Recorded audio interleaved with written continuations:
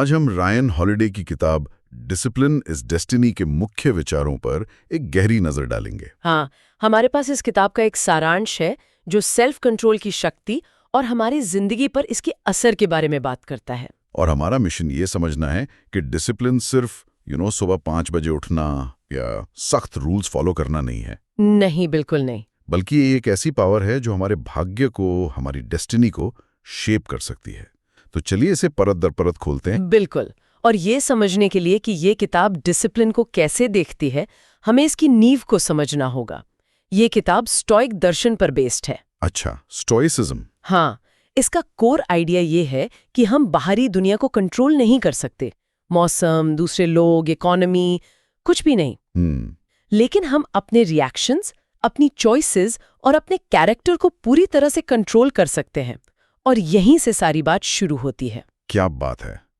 किताब डिसिप्लिन को 3 हिस्सों में बांटती है, एक सफर की तरह। एक सफर? हाँ, जो बाहर से शुरू होता है, यानी हमारे शरीर से, फिर मन की गहराइयों में जाता है और आखिर में हमारी आत्मा तक पहुंचता है। वाह, एक सफर बाहर से अंदर की ओर।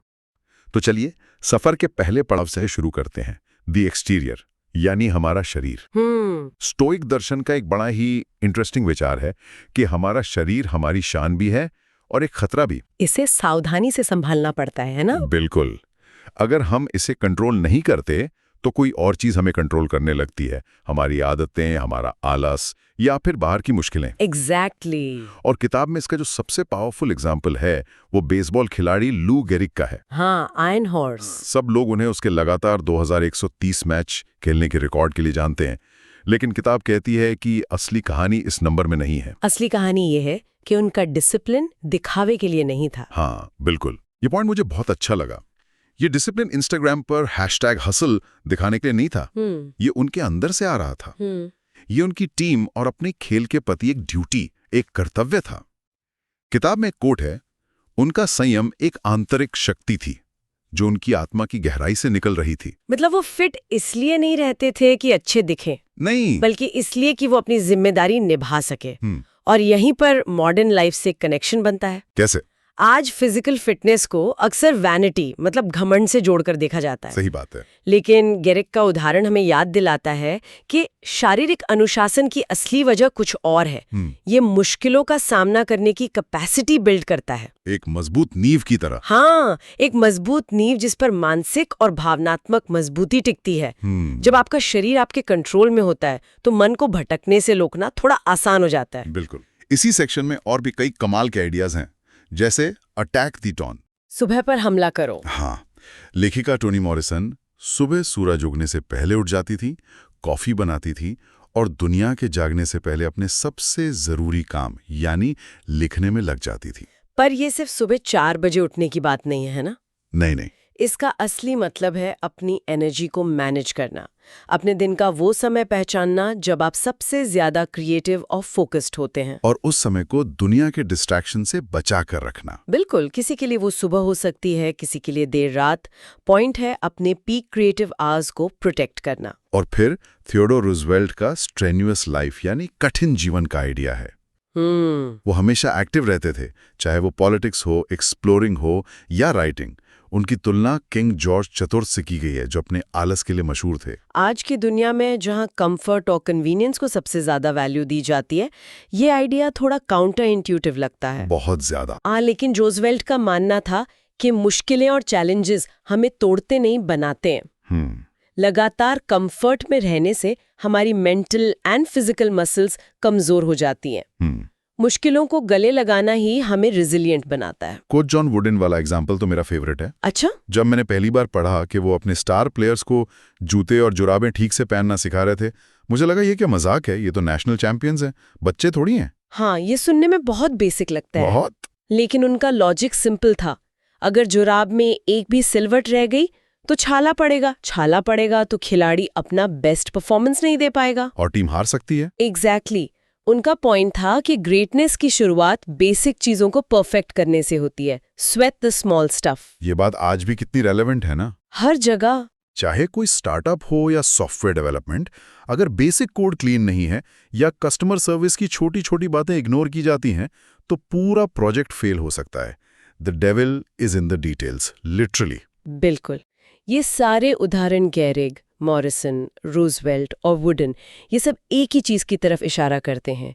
एक अनुशासित शरीर, एक अनुशासित मन के लिए लॉन्चिंग पैड है। ठीक है, तो फिजिकल डिसिप्लिन तो समझ आता है, जिम जाना, सही खाना, रूटीन बनाना, ये फाउंडेशन है। पर क्या ये काफी है? मैंने ऐसे बहुत लोग देखे हैं जो फिजिकली बहुत फिट हैं, मैराथन दौड़ते हैं, पर अंदर से बहुत बेचैन, गुस्से में या दुखी रहते हैं। ये बिल्कुल सही पॉइंट है। और यहीं पर किताब का दूसरा हिस्सा, द इनर डोमेन, यानी स्वभाव, बहुत इंटरेस्टिंग हो जाता है। हाँ, किताब कहती है कि अगर मन में उथल पुथल हो तो शारीरिक अनुशासन की नींव पर कुछ भी मजबूत नहीं बन सकता। और यहाँ सबसे बड़ा उदाहरण क्वीन एलिजाबेथ II का दिया गया है। उनका 70 साल का शासनकाल पलटता है। क्या उनका संयम वाकई डिसिप्लिन था, या फिर उस रोल की मजबूरी थी? क्या उनके पास कोई और चॉइस थी? ये बहुत अच्छा सवाल है। एक आम इंसान जिसके ऊपर देश चलाने का दबाव नहीं है, वो इस एग्जाम्पल से क्या सीख सकता है? देखिए, इसका जवाब थोड़ा न्यूआंस्ड है। हाँ, उनके ऊपर रोल का दबाव था, लेकिन लाखों लोग दबाव में बिखर जाते हैं। सही बात है। उन्होंने उस दबाव को डिसिप्लिन में बदला। उनके लिए डिसिप्लिन का मतलब था अपनी भावनाओं को अपने कर्तव्य से ऊपर ना आने देना। आम इंसान के लिए इसका मतलब है अपनी फीलिंग्स को फील करना, लेकिन उन्हें अपने डिसीजंस डिक्टेट करने की इजाजत न देना। मतलब गुस्सा आने पर तुरंत रिएक्ट ना करना। एग्जैक्टली। निराश होने पर सब कुछ छोड़ ना देना। प्रिसाइजली। जॉर्ज वॉशिंगटन का उदाहरण लें। वो किसी भी जरूरी खत या खबर पर तुरंत रिएक्शन देने के लिए नहीं जाने जाते थे। अच्छा, वो रुकते थे, सोचते थे और फिर कामली जवाब देते थे। ये स्टिमुलस और रिस्पॉन्स के बीच का पॉज है। आज की हाई स्पीड दुनिया में जहां हमसे इंस्टेंट रिप्लाई की उम्मीद की जाती है, ये पॉज लेना एक सुपर पावर है। बिल्कुल। इस सेक्शन में कुछ बड़े ही इंटरेस्टिंग विरोधाभास भी हैं। एक तरफ बीथोवन है, जिनका अपने काम में गहरा ध्यान, उनका फोकस उन्हें महान बनाता है। हाँ। लेकिन दूसरी तरफ महान डांसर मार्था ग्राहम का परफेक्शनिज्म है, जिसने उनकी क्रिएटिविटी को लगभग रोक ही दिया था। तो यहाँ डिसिप्लिन और ऑब्सेशन के बीच की लाइन कहाँ है? हाँ, यही सवाल है। ये एक बहुत महीन रेखा है। बीथोवन का डिसिप्लिन प्रोसेस पर था, रोज बैठकर काम करना, चाहे इंस्पिरेशन हो या ना हो। मार्था ग्राहम का डिसिप्लिन आउटकम पर फिक्सेटेड हो गया था। वो इतनी परफेक्ट होना चाहती थी कि उन्होंने काम करना ही बंद कर दिया। तो मैसेज ये है कि डिसिप्लिन हमें काम करने के लिए आजाद करता है, हमें पैरालाइज करने के लिए नहीं। राइट। और फिर धैर्य और महत्वाकांक्षा की बात आती है। एक तरफ जॉयस कैरल ओट्स का धैर्य है, जो अपनी कहानियों को पब्लिश करने से पहले उन्हें पकने का समय देती है। और दूसरी तरफ नेपोलियन की अनियंत्रित महत्वाकांक्षा। एम्बिशन नहीं उन्हें बनाया और एम्बिशन नहीं उन्हें डुबोया। लेकिन क्या अनचेक्ड एम्बिशन ही दुनिया को बदलने वाली इनोवेशन को जन्म नहीं देती? स्टीव जॉब्स या इलॉन मस्क को देखें। क्या उनमें डिसिप्लिन्ड एम्बिशन था या अनडिसिप्लिन्ड? ये एक क्लासिक डिबेट है। किताब का तर्क है कि जॉब्स और मस्क जैसे लोगों में एम्बिशन के साथ साथ किसी न किसी रूप में डिसिप्लिन भी होता है। जैसे प्रोडक्ट डिजाइन को लेकर। हाँ, या वर्क एथिक को लेकर। नेपोलियन की प्रॉब्लम ये थी कि उनकी महत्वाकांक्षा की कोई सीमा नहीं थी, कोई इनफ पॉइंट नहीं था। वो बस जीतते गए और तब तक नहीं रुके जब तक सब कुछ खत्म नहीं हो गया। डिसिप्लिन का मतलब सिर्फ आगे बढ़ना नहीं है, ये जानना भी है कि कब रुकना है, कब नहीं कहना है। और यहीं पर समरी में एक क्रिटिकल पॉइंट भी है, and I think it's very important. कौन सा? वो कहते हैं कि इन महान ऐतिहासिक हस्तियों के उदाहरण मानव व्यवहार की जटिलताओं को शायद कुछ ज्यादा ही सरल बना देते हैं। हाँ, और ये एक जरूरी रियलिटी चेक है। मनोवैज्ञानिक रॉय बॉमिस्टर का काम हमें बताता है कि सेल्फ कंट्रोल या विल पावर एक लिमिटेड रिसोर्स की तरह है। एक मसल की तरह। बिल्कुल, एक मसल की तरह जो थक जाती है। ये कोई परमानेंट क्वालिटी नहीं है जो किसी में 24/7 ऑन रहती है। अच्छा। इसका मतलब है कि लू गैरिग या क्वीन एलिजाबेथ के भी बुरे दिन होते होंगे जब उनका डिसिप्लिन कमजोर पड़ता होगा। तो इसका मतलब यह है कि हमें इन कहानियों से प्रेरणा लेनी चाहिए, लेकिन इन्हें एब्सोल्यूट ट्रूथ नहीं मान लेना चाहिए। हाँ। ये सोचना जरूरी है कि डिसिप्लिन ही किसी के कैरेक्टर को पूरी तरह से डिफाइन नहीं करता। उनका social context, mental health, privileges, ये सब भी एक बड़ा रोल प्ले करते हैं। ये हमें इन नायकों को इंसान के रूप में देखने में मदद करता है, ना कि डिसिप्लिन के देवता के रूप में। बिल्कुल, एक ज्यादा बैलेंस्ड नजरिया मिलता है। हाँ, कि डिसिप्लिन एक पावरफुल टूल है, लेकिन ये सफलता या असफलता का एकमात्र कारण नहीं है। ठीक है, तो हमने एक अनुशासित शरीर बना लिया और एक शांत और संतुलित मन भी हासिल कर लिया। अब इस सफर का अगला और आखिरी पड़ाव क्या है? अगर हमारे पास ये दोनों चीजें हैं तो किताब के अनुसार हम कहाँ पहुंचते हैं? हम पहुंचते हैं सबसे ऊंचे स्तर पर, जिसे किताब द मैजिस्टीरियल कहती है, यानी आत्मा, द सोल। आत्मा। इसका मतलब है अपने डिसिप्लिन का इस्तेमाल सार्वजनिक जीवन में करना, खासकर जब आपके पास पावर हो। ये वो स्तर है जहां शरीर और स्वभाव का अनुशासन मिलकर एक मजबूत नैतिक चरित्र का निर्माण करता है। और यहाँ किताब का सेंट्रल फिगर है रोमन सम्राट एंटोनिनस पायस। सच कहूं तो मैंने मार्कस ऑरेलियस के बारे में बहुत सुना है, लेकिन एंटोनिनस के बारे में ज्यादा नहीं। और यही पॉइंट है, उन्होंने 23 साल तक रोम पर शासन किया, जो उस समय के हिसाब से एक बहुत लंबा और स्थिर शासन था। 23 साल? हाँ, लेकिन उनकी विरासत युद्ध या बड़ी बड़ी इमारतें बनाने से नहीं, बल्कि शांति, कोमलता और समर्पण से बनी। उनके शासनकाल में कोई बड़ा ड्रामा नहीं था? और यही उनकी सबसे बड़ी उपलब्धि थी। उन्होंने पावर को सेवा के लिए इस्तेमाल किया, अपनी महत्वाकांक्षा के लिए नहीं। वाह, ये सोचना कितना पावरफुल है। हम अक्सर उन लीडर्स को याद रखते हैं जो दुनिया जीतते हैं या बड़े बड़े मॉन्यूमेंट्स बनाते हैं। लेकिन एक लीडर को उसकी शांति और स्थिरता के लिए याद किया जाना, ये एक अलग ही लेवल का डिसिप्लिन है। बिल्कुल। और एंटोनिनस और उनके गोद लिए हुए बेटे और उत्तराधिकारी मार्कस ऑरेलियस का रिश्ता भी बहुत महत्वपूर्ण है। अच्छा। मार्कस ने शासन करना एंटोनिनस को देखकर सीखा। उन्होंने किताबों से नहीं बल्कि एक जीते जागते उदाहरण से सीखा कि एक शासक बिना क्रूरता के मजबूत, बिना अहंकार के आत्मविश्वासी और बिना फिजूल खर्ची के उदार कैसे हो सकता है। ये कैरेक्टर का मेंटोरशिप था। हाँ। इस सेक्शन का एक कोर प्रिंसिपल है जिसे कैटो द यंगर ने अपनाया था। दूसरों के प्रति उदार रहो, खुद के प्रति सख्त रहो। ये सुनने में जितना सिंपल लगता है, करने में उतना ही मुश्किल है। हमारा नेचुरल इंस्टिंक्ट तो इसका ठीक उल्टा करने का होता है। एग्जैक्टली। ये डिसिप्लिन का शिखर है।